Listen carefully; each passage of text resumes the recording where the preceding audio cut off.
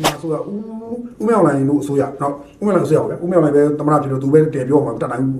သမရဦးမြောက်လိုင်းနဲ့စိတ်ဆိုးလဲကျွန်တော်လည်းစိတ်ဆိုးလဲဆိုးပေါ့ဗျာကျွန်တော်လည်းသမရစိတ်ဆိုးလဲခံရုံပဲရှိတယ်ကျွန်တော်ကလည်းပို့လည်းပြောကျွန်တော်ကလည်းသမရနဲ့ရှင်ပြိုင်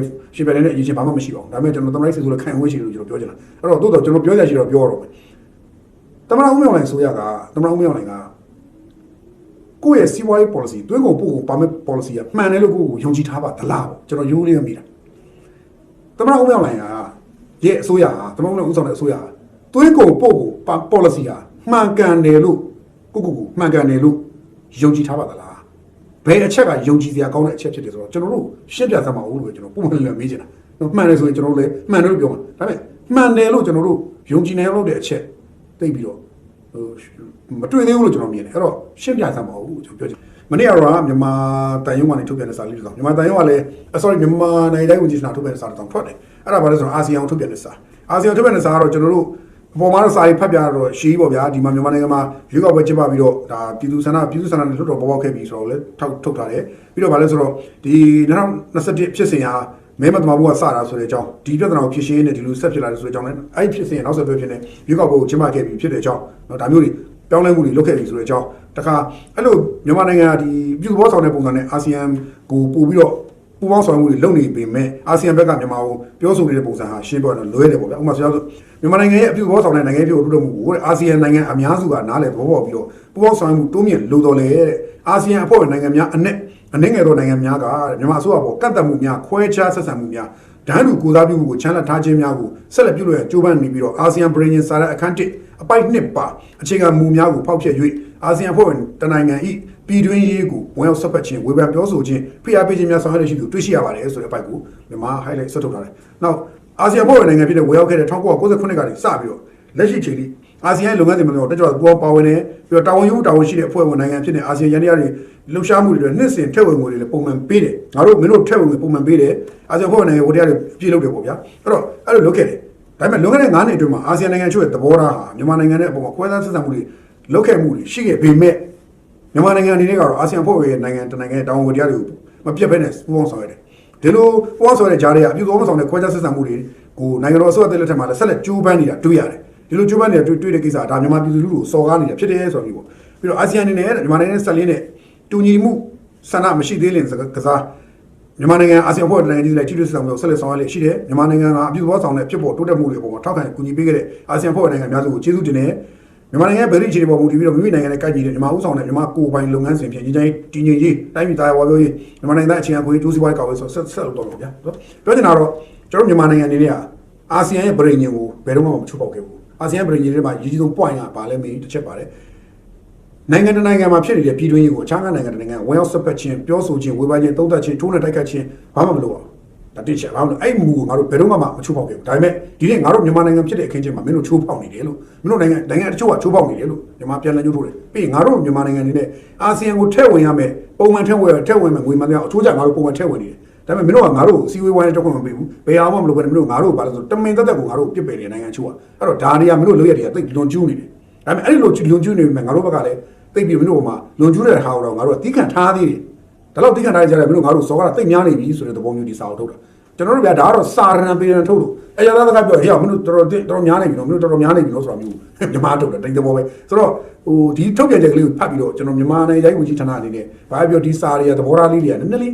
ေးပလေးတဲ့သကလုံးအရစပြီးတင်းတင်းမှာကစားလာတဲ့သဘောတော့တွေ့ရတယ်ကျွန်တော်အဲ့ဒါကိုဝမ်းသာတယ်ပြီးတော့မြန်မာနိုင်ငံအနေနဲ့ပြဿနာဒီအာဆီယံနိုင်ငံထဲမှာဘယ်နိုင်ငံကိုဒုက္ခပေးလဲဆိုတော့မြန်မာနိုင်ငံကကောင်းမှတ်ထားပြီးသားဖြစ်တယ်ပြီးတော့မြန်မာနိုင်ငံနဲ့ဘယ်နိုင်ငံပို့ပြီးတော့ close ဖြစ်လာတယ်လေဘယ်နိုင်ငံမြန်မာနိုင်ငံနဲ့ပို့ပြီးကွာဝေးလာတယ်လေဘယ်နိုင်ငံမြန်မာနိုင်ငံပေါ်မှာမနာလိုမရှိစိတ်တွေများနေလေဘယ်နိုင်ငံမြန်မာနိုင်ငံကိုမတိုးတက်စေခြင်းနဲ့ဆန္ဒရှိနေတယ်လေမြန်မာနိုင်ငံပျက်စီးကြောင်းကိုဘယ်နိုင်ငံဖော်ဆောင်နေတယ်လဲဆိုတော့မြန်မာတအူးချင်းစီတိုင်းကမှတ်တတ်တယ်အုံအောင်ရှိတယ်အသိဉာဏ်ရှိတယ်သိတယ်မြန်မာဆိုတာခြေတကားအရှိအတောင်အာရှမှာ empire နိုင်ငံတစ်ခုဖြစ်နေထူထောင်ထားပြီးသားနိုင်ငံတစ်ခုဖြစ်ခဲ့တယ်ဒီနေ့အချိန်မှာမြန်မာနိုင်ငံ empire နိုင်ငံတစ်ခုပြန်တက်လာမှာကိုဒီ data တွေနိုင်ငံတွေတချို့မကြိုက်ဘူးဖြစ်ချင်တဲ့ပုံမပေါ်ဖြစ်စေချင်တဲ့ပုံမပေါ်ဘူးဘာဖြစ်လို့သူတို့နိုင်ငံမှာကြောက်ခန့်သူတို့ပေးတဲ့လာတာယူဒါမျိုးပဲသူတို့လိုချင်တာငါတို့နိုင်ငံမင်းတို့လာကြုံခံငါတို့ပေးတဲ့လာတာပဲယူဆိုတဲ့ပုံစံမျိုးနဲ့ကျွန်တော်မြန်မာကိုနှိမ်ကျင်တာပဲရှိတာမြန်မာနိုင်ငံရဲ့မြန်မာတွေတနေ့နေ့ချိန်မှာခေါင်းထောင်လာတဲ့နေရသူတို့တော့ခေါက်ပဲဆိုတော့ဒီလိုခေါင်းပြားနေအောင်ပြီးဖို့ကြိုးစားတယ်ပြီးတော့အချင်းချင်းလဲရန်တိုက်တွေးခွဲပြီးထားတယ်ဒါပဲအဲ့တော့ကျွန်တော်နိုင်ငံသားတွေကူကြည့်လိုက်အိန္ဒိယနိုင်ငံတွေကိုသွားရတယ်စင်ကာပူမလေးရှားထိုင်းအစရှိတဲ့နိုင်ငံတွေသွားရတယ်အဲ့မှာဘာလုပ်လဲ အနေသားလုပ်တွေလုပ်ရတယ်သူတို့တော့ကကုံချမ်းလုပ်သားရလုပ်ကုံဘယ်လိုကအလုပ်ချမ်းလုပ်သားရတယ်အလုပ်ချမ်းလုပ်သားတွေရတယ်သူတို့မြန်မာနိုင်ငံကိုတက်လာတယ်မလို့ချင်ဘူးအဲ့တော့တက်လာရင်မြန်မာတွေကပြန်မယ်ပြန်ပြီးမြန်မာ develop ဖြစ်လာရင်ဘေးနိုင်ငံတွေကပြားမယ်ဒါကိုသူတို့ကတိတ်မကြိုက်ကြအောင်ဒီသဘောတွေ့ရတယ်ဆိုတော့ဘယ်နိုင်ငံတွေလဲကျွန်တော်တို့သိတာနော်ပြီးတော့မြန်မာနိုင်ငံအနေနဲ့ကအခုတစ်ချိန်လုံးပြန်ကြည့်လိုက်လို့ရှိရင်မြန်မာနိုင်ငံအကြောင်းဆုံးဖြတ်မယ်စီးဝေးမယ်လို့ပြောတယ်မြန်မာလိုလိုလေးဗျာခင်ဗျားတို့ကျွန်တော်တို့တကယ်ချင်းတွေပေါင်းသင်းနေရှိတာပဲအဲ့ဒီငါတို့တကယ်ချင်းဘသူ့အကြောင်းငါတို့ဆုံးဖြတ်ကြမယ်ကွာဆိုပြီးတော့တကယ်ချင်းဘသူရဲ့ကိစ္စဗျာငါတို့ဆွေးနွေးကြမယ်ကွာဆိုကြမှာအဲ့တကယ်ချင်းမပါဘဲဆိုနေအတင်းထိုင်လို့တာပဲသူပါပြီးတော့သူသဘောတူလို့ဆုံးဖြတ်တဲ့အားမှာအတိသူမပါဘဲနဲ့ဆုံးဖြတ်တဲ့အားမှာလည်းအတင်းထိုင်တုတ်နေတာပဲအတင်းထိုင်ရက်ကွက်တယ်လေအတင်းလို့လည်းအတူပဲအဲ့တော့ဒီကောင်လေးရဲ့အာဆီယံဆိုတဲ့နိုင်ငံတွေရဲ့အချို့တွေကတိတိကြီးနဲ့တမင်ကိုအတင်းတုတ်တဲ့အဆင့်ကိုသွားနေတာဆိုတော့မြန်မာနိုင်ငံအနေနဲ့ကကြတော့ဘာလုပ်ရလဲဆိုတော့ဒါကိုတိခံနေရတယ်မြန်မာအစိုးရစစ်တပ်ကတိခံနေရတယ်မြန်မာအစိုးရရဲ့ policy အစိုးရစစ်တပ်ရဲ့ policy ကဘာလဲမြင်အမြဲတမ်းတိခံတဲ့ policy ကိုသွားတယ်ဘယ်သူတရားပြက်ငါတို့မပြက်ကြီးกว่าဆိုတော့မူအမြဲတမ်းကြိုက်ထားတယ်ဆိုတော့ပြဿနာမူပေါင်းပြည်နယ်နဲ့တိုက်ပြီးတော့စနစ်တကျကိုကင်းကြီးခန်းကြီးနဲ့မြန်မာလည်းနေလုံးတယ် fighter ပေါ့ fighter လုံးမနေဘူးမြန်မာကတော့အဲ့တော့ပြဿနာအဲ့ဒါမြန်မာဘက်ကလည်းဟုတ်တယ်ပြီးတော့လာမဲ့နှစ်ဆိုရင်မြန်မာရဲ့ဆိုတော့အာဆီယံဥက္ကဋ္ဌပဲနိုင်ငံလို့စင်ကာပူနိုင်ငံဖြစ်မယ်2029ကအာဆီယံဥက္ကဋ္ဌစင်ကာပူ2028ကအာဆီယံဥက္ကဋ္ဌထိုင်း2029ကအရှေ့တီမောတယ်ကျွန်တော်စဉ်းစားကြည့်ဗျာမိနစ်တည်းမှာဝင်လာတီမောကလည်းအခုဒါအာဆီယံဥက္ကဋ္ဌတရားဝင်ထိုင်အောင်မယ်ပြန်တွေးကြည့်နော်အာဆီယံမှာဖြစ်နေတာအာဆီယံမှာဖြစ်နေဆိုတော့အောက်ပင်လယ်ရချားနိုင်ငံပင်လယ်နဲ့ဆက်ဆက်တဲ့နိုင်ငံတအုပ်စုနဲ့ဒီဆက်ဆက်တဲ့ကုန်းမြေနိုင်ငံတအုပ်စုနှစ်စုကွဲပြီးတော့ပြောရရင်ဗျာအာရှ value ရှိတဲ့အာရှ value ရှိတဲ့အာရှတန်ဖိုးရှိတဲ့ဗုဒ္ဓဘာသာကိုအခြေခံထားတဲ့အာရှတန်ဖိုးရှိတဲ့အုပ်စုကတစုဒီအမေရိကန်နောက်ခံပေးထားတဲ့ Christian အုပ်စုကတစုအဲ့လိုနှစ်စုကွဲပြီးတော့ချနေတာ Christian Islam အုပ်စုကတစုအဲ့နှစ်စုကြားမှာဘလို့မှဟာရကြီးနေတာအဲ့တော့မြန်မာနိုင်ငံနဲ့ကဒီနှစ်ဖိလစ်ပိုင်နှစ်လက်ထက်မှာမြန်မာကအာဆီယံရဲ့အစည်းအဝေးတွေကိုမြန်မာနိုင်ငံသားဝင်ကြီးဖြစ်ဖြစ်နိုင်ငံတော်သမ္မတဖြစ်ဖြစ်တော့တက်ခွင့်မရသေးဘူးဆိုရင်နောက်ပိုင်းမှာမြန်မာလာမယ့်နှစ်စင်ကာပူနဲ့လက်ထက်ကြရင်စင်ကာပူလို့မြန်မာနိုင်ငံအာဆီယံနဲ့ကနေပြီးတော့နိုင်ငံသားအာဆီယံနိုင်ငံတွေပြိုကွဲသွားပါတယ်ဆိုတဲ့ဟာမဖြစ်ဖြစ်အောင်မြန်မာလုပ်လို့ရပြီမင်းတို့စင်ကာပူတွေလုပ်လို့စင်ကာပူရီယန်တွေလုပ်လို့အာဆီယံနဲ့နိုင်ငံတွေကွဲကုန်ကြပြီဆိုတော့မြန်မာနောက်ပိုင်းမှာအာဆီယံနိုင်ငံတွေနဲ့ဘယ်ဟာမှမထိတွေ့ဘာမှဆက်ဆံတော့ဘူးဖန်နီလည်းမထည့်ဘူးပြောချင်တာဗျနှုတ်ထွက်တယ်လည်းမကြင်ကြဘူးဘတ်ဂျက်ထဲတာတခြားမှမထည့်တော့ဘူးသူတို့ရဲ့အစည်းအဝေးမှန်သမျှကိုရှင်းရှင်းပဲဘာအစည်းအဝေးမှမတက်တော့ဘူးအဲ့အစည်းအဝေးမှာဘာမှ reply မပြန်တော့ဘူးထွက်တယ်လည်းမပြောဘူးထွက်ဘူးလည်းမပြောဘူးဘာမှပြုမှုဆက်ဆံမှုမပြုတော့ဘူးဆိုတဲ့ပုံစံမြန်မာနေလို့ရတယ်ပြောချင်တာနှုတ်ထွက်လာပြီးတော့နှုတ်ထွက်တာမရှိဘူးမနှုတ်တော့ဘူးလားဆိုတော့မဟုတ်ဆက်ဆံမှုလည်းမလုပ်တော့မြန်မာအဲ့လိုပြန်ပြီးတော့တုံ့ပြန်လာရင်အဲ့ဒီအချိန်ကျရင်အဲ့ဒီစံနမူနာကြီးတစ်ခုကစံပေတိုင်းတစ်ခုလိုမျိုးဖြစ်ပြီးတော့အာဆီယံရဲ့တနိုင်ငံတစ်ခုခုဖြစ်တဲ့ခါတိုင်းမှာပြန်ထောက်เสียဖြစ်ပြီးတော့အာဆီယံနိုင်ငံချင်းကွဲတဲ့ပြေးတဲ့အချိန်ရောက်သွားလိမ့်မယ်အဲ့လိုရောက်သွားတဲ့နေ့ကျမှဘယ်သူပြည့်လဲလို့မေးအဲ့ဒီအေရှင်ဥက္ကဋ္ဌဖြစ်တဲ့နိုင်ငံတနိုင်ငံသို့မဟုတ်မြန်မာနိုင်ငံပေါ်မှာတောက်လျှောက် PR ပေးနေတဲ့စင်ကာပူမလေးရှားအင်ဒိုနီးရှားအဲ့ဒီသုံးနိုင်ငံမှာတာဝန်ရှိလာလိမ့်မယ်အဲ့တော့ဘယ်နိုင်ငံတွေဖြစ်မလဲကိုယ့်အကြည့်ရအာဆီယံမှာဩဇာကြီးတာဒီစင်ကာပူမလေးရှားအင်ဒိုနီးရှားထိုင်းဒါဒီ၄နိုင်ငံဩဇာကြီးတယ်ဖိလစ်ပိုင်တော့အဲ့လိုမဟုတ်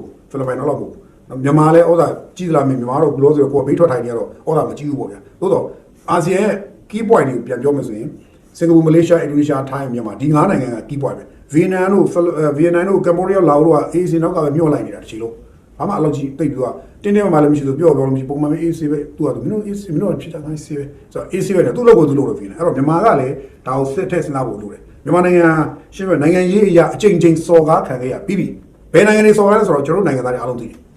အချိန်စော်ကားခံခဲ့ရပြီးပြီအဲ့ဒ